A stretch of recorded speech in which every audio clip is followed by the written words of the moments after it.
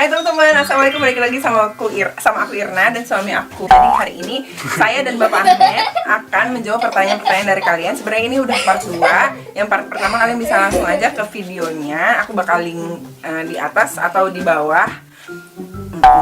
Jadi kita akan mulai aja pertanyaan lanjutannya di part 2 ini. Oke? Cus.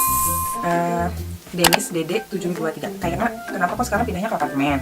Kasih alasan dong selain biar gak capek beres-beres dan pengen bisa leluasa mantau Alek main. Apalagi Kak, bukannya malah lebih mehong ya tinggal di apartemen. Kalau di sini kalau menurut aku apato tuh kayak common gitu. Jadi memang banyak banget dan kebanyakan bangunan tuh memang apato.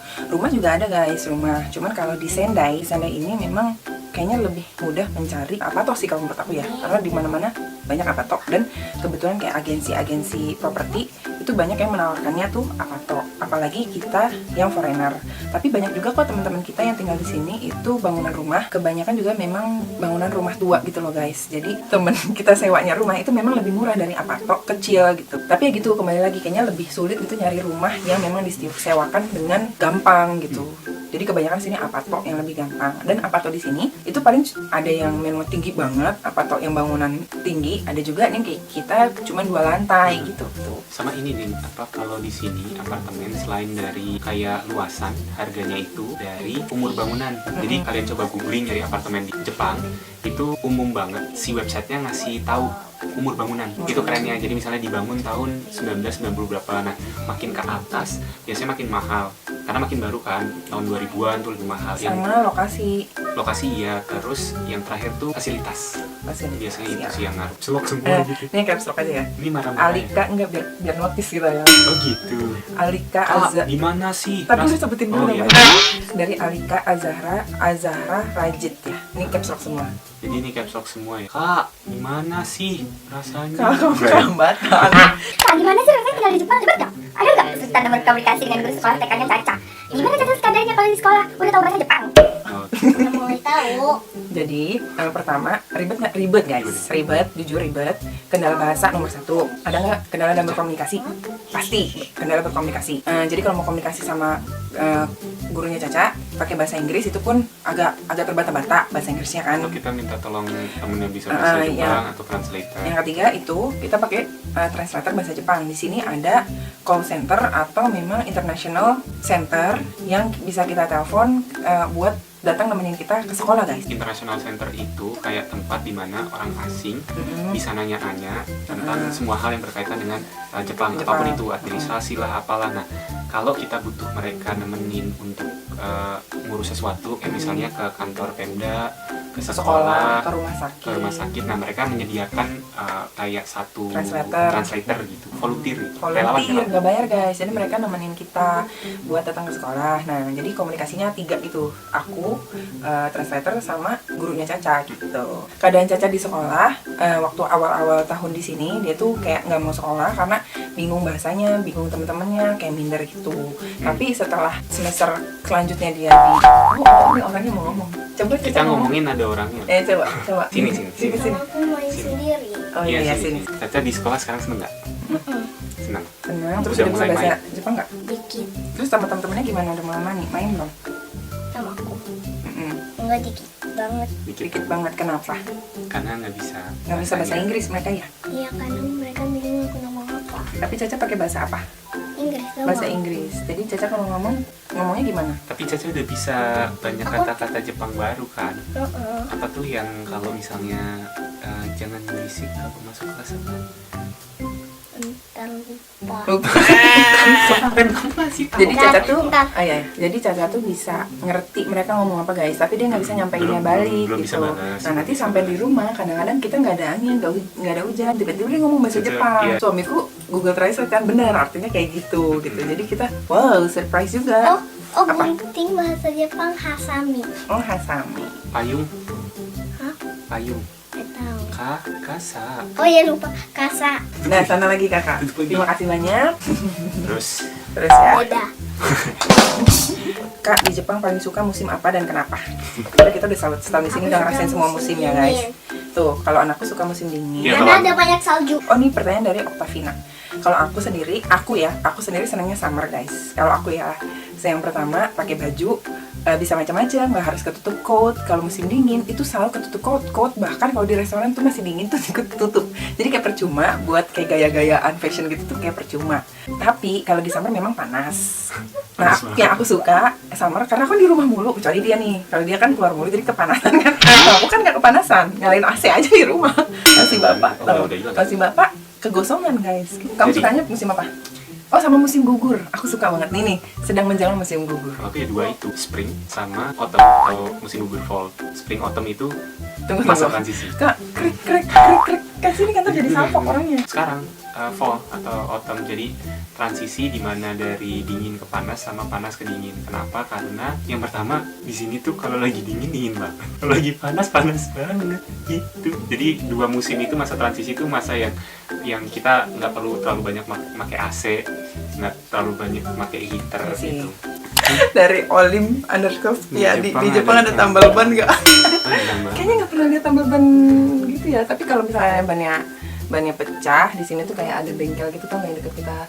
Iya, depan 7-Eleven itu, Fukuda Cycle kan bisa benerin motor sama sepeda tuh. Oke, ada tambal ban atau enggak? Kalau tambal ban yang di emperan gitu kayak di Indonesia nggak ada. Tapi kalau di sini ada kayak toko, bukan toko sih, kayak ruko, isinya tuh buat benerin sepeda. Karena mostly di sini orang pakai sepeda. Jadi kalau misalnya ban sepeda kempes, bocor, rusak, motor itu kita bisa benerin di situ. Beberapa banyak kok di sini gitu. Kak, Oni-chan Yago, Kak request keuangan rumah tangga di Jepang Kak. Terus ini masih nyambung Sheila Sicilia, gimana caranya Mbak Irna buat berhemat dan gak belanja barang-barang kawaii, dan kalau belanja sayur-sayur gitu mingguan kah? Ini masih nyambung ya, tar dulu. Di Jepang semua mahal. tar dulu. Ya mah, baterai kamu lobet. Ya Allah. Terus yang masih nyambung lagi pertanyaannya dari Viro Asegaf, suka banget lihat Kak Irna dan keluarga, senang aja liatnya adem ayem. Kalau orang Jawa bilang di negara yang jauh dari keluarga gimana rasanya bisa survive, handle semua sendiri, ngatur keuangan, ngurus kebutuhan anak, suami dan rumah tangga sendiri tanpa bantuan orang lain, belanja sana sini, nyari makanan yang ramah musim. Banyak banget. Pengen tahu gimana caranya Kak Irna atau hal apa yang Kak Irna lakuin supaya bisa survive dan menjalani hidup di sana dengan enjoy, menyenangkan dan tanpa beban. Siapa bilang tanpa beban?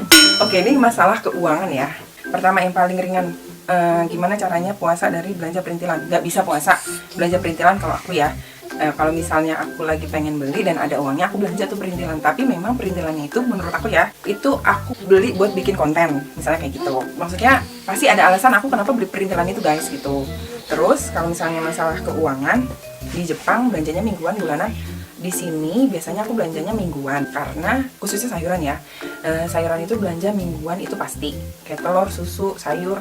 Kalau belanja bulanan itu bisa kayak makanan hewani yang halal yang memang dibelanjanya tuh kadang aku borongan setiap ditransfer sama Bapak Ahmed. Jadi daging frozen, beras yang berat-berat gitu guys. Susu anak, terus kayak popok anak gitu. Terus kalau ngatur keuangan memang agak sulit guys di sini. Karena yang pertama, karena tiap musim itu beda, listrik tuh nggak stabil guys. Kalau di Indonesia, aku pasti tahu di bawah 1 juta misalnya. Udah nih, aku pasti nyediain di bawah 1 juta nih pasti buat listrik. Misalnya kalau di Jepang listrik itu naik turun. Naiknya naik banget, turunnya turun banget. Naik turun mungkin ya Pak, tergantung musim. Jadi naik turunnya tuh biasanya kalau musim dingin kita berat di pemanas, musim panas berat di AC, musim dingin gas juga.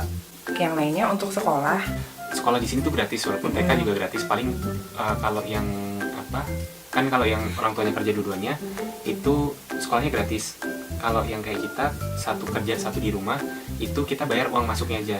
Tapi nggak ada uang bulanan kayak SPP bulanan TK tuh nggak ada. Yang ada adalah satu uang antar jemput sama uang operasional.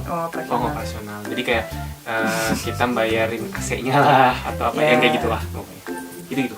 Kalau misalnya ada tambahan biaya dari sekolah Caca, misalnya harus beli ini beli itu, beda lagi. Jadi kalau untuk ngatur keuangan di Jepang susah gampang guys. Jadi lebih banyak beratnya daripada kelebihannya gitu. Jadi memang di sini mahal banget.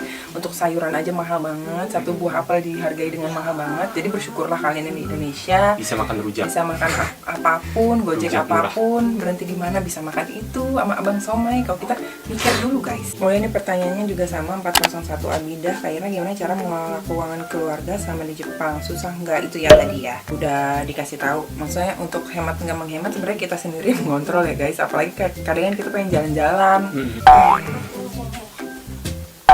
Halo. Kalau aku sih mikirnya mungkin salah satu tips buat teman-teman tuh kalau misalnya yang sekolah ya ke sini sekolah itu kita harus lihat beasiswa sih. Jadi kalau buat aku pribadi untuk yang teman-teman yang dapat beasiswa Max pemerintah Jepang itu memang mau nggak mau lebih mutar otak kalau bawa keluarga ke sini karena banyak hal yang nggak ditanggung dan apa di Jepang mahal gitu. Jadi sebisa mungkin nyari sampingan. Oh iya, ada yang nanya juga. Sebenarnya aku sempat nyoba nyari kan waktu itu sama Mas Muklis waktu itu sempat nanya kan belum dapat dan ya alhamdulillah nggak lama setelah nyoba nyari-nyari part-time itu malah dapat kayak sampingan dari Indonesia sih. Ada teman yang ngasih kerjaan gitu lah. Dari Alka Ade ND, kalau ada pilihan untuk besarin Caca dan Alik di Indonesia sama Jepang, Kak Ira dan suami bakal pilih di mana? Dan kenapa? Kalau mikirnya nasionalis siapa sih di Indonesia? Tapi kalau dari segi yang lain gimana, Kak? Aku ya. Iya, kamu. Kalau aku ya kalau disuruh milih, aku lebih prefer dari TK sampai SMA gitu misalnya ya tetap di Indonesia, bukan tentang nasionalismenya sih tapi lebih ke pendidikan agama itu yang susah di sini. Jadi terutama kan kalau kayak di Indonesia tuh kayak misalnya SD, TK itu banyak pilihan, SMP, SMA ada pesantren, ada sekolah Islam, ada negeri pun masih diajarin agama Islam gitu. Kalau di sini enggak, pertimbanganku sih itu satu. Tapi kalau misalnya kuliah gitu, Caca atau Alik mau keluar negeri nggak terbatas di Jepang aja, aku sih mendukung aja gitu. Ya itu guys, aku juga jawabannya sama Bapak Ahmed. Sama Ahmed ya guys. Nih, dari Nina Anggraheni ya. Apa sih? Ninanggraheni. Ninang Raheni. Gimana Kak berada di sebuah daerah minoritas muslim? Terus susah nggak sih dapat makanan halal atau supermarket itu? Dan emang bener Jepang lockdown orang dari Indonesia? Emang bener ya Jepang lockdown orang dari Indonesia? Bukan lockdown orang dari Indonesia ya, tapi memang Jepang itu nutup akses internasional ke berapa ratus negara. Jadi bukan Indonesia doang. Bahkan mereka waktu ngebuka pelan-pelan penerbangan internasional kayak cuman baru 1, 2, 3 negara waktu itu, terus sekarang udah dibuka pelan-pelan lagi gitu-gitulah. Minoritas muslim. Nah, sebenarnya teman-teman muslim di sini banyak, nggak hanya teman muslim Indonesia ya, ada Mesir, Pakistan, Bangladesh, India, Malaysia, ada dari Syria juga kayaknya. Pokoknya banyak deh. Banyak, Afrika itu juga banyak banget muslimnya dan mereka luar biasa. Tapi satu hal yang agak berat buat aku ya, kalau aku tuh cari tempat sholat guys, di sini cuman ada masjid satu. Itu pun kita beruntung guys, di Sendai itu ada masjid, di kota lain nggak ada masjid guys. Jadi bayangin, kecuali Tokyo. Kecuali kota besar kayak Tokyo. Waduh, coba bayangin, deh. Kita kan di prefektur namanya Miyagi, kita tinggal di kotanya Sendai gitu kan. Nah, kalau hari Jumatnya tanggal merah, itu teman-teman Indonesia yang di luar Sendai tapi masih satu prefektur, itu mereka naik bus bela-belain ke Sendai kayak 2 jam, 3 jam Bandung, buat Jakarta, Jumatan, terus balik lagi. ke kotanya guys. Luar biasa. Makanya, ya perjuangannya, Masya jadi Allah. kayak kita nih kalau misalnya lagi jalan-jalan mau sholat itu kita harus pinter-pinter tuh, misalnya kita nyari tempat menyusui. Tempat menyusui itu bersih, terus ada wastafel, terus agak luas gitu, terus jadi kita tuh bisa ngunci di dalam, atau ya mau nggak mau kita kayak pokoknya nyari tempat kosong aja, atau bahkan kita sambil duduk gitu biar nggak mengganggu orang lewat juga gitu. Kalau supermarket yang ada makanan halalnya itu nggak semuanya. Kayak ada di sini namanya Gyomu, itu jual kayak daging halal. Ada. Tapi Jupiter, Kaldi namanya. Nah, mereka itu kayak toko-toko jual ada beberapa kayak makanan Asia, makanan import gitu. Tapi kalau daging halal, sumber makanan mentah itu biasa di Gyomu atau toko Bangladesh di sini. Dan toko Bangladesh, ada toko Bangladesh di sini, dan kebetulan toko Bangladeshnya itu cuman ada di Sendai, Tokyo. Jadi kota-kota lain tuh nggak ada, harus beli online. Jadi kita harus beli makanan halal by online bisa. Oke guys, makasih banyak udah nonton video kita, dan jangan lupa di like dan subscribe channel aku. Komen di bawah. Komen yang banyak. Apalagi buat teman-teman yang jangan-jangan satu kota atau satu negara. Jangan lupa buat komen buat teman-teman di bawah. Kalau ada yang mau nanya lagi boleh tanya di komen aja. Nanti kita siapa tahu bisa sambung lagi. Dan sama ini dong, komen ada ide nggak kalau misalnya apa yang mau mereka tahu gitu? Oh iya ya. Jadi kalau teman-teman pengen punya ide mau bikin konten apa lagi, tolong let me know ya, bisa tulis di bawah. Makasih banget udah nonton. Doain kita di sini juga ya teman-teman. Kalian stay safe di sana dan pandemi cepat berlalu. Makasih semuanya. Sampai jumpa di video selanjutnya. Bye. Assalamualaikum. Waalaikumsalam.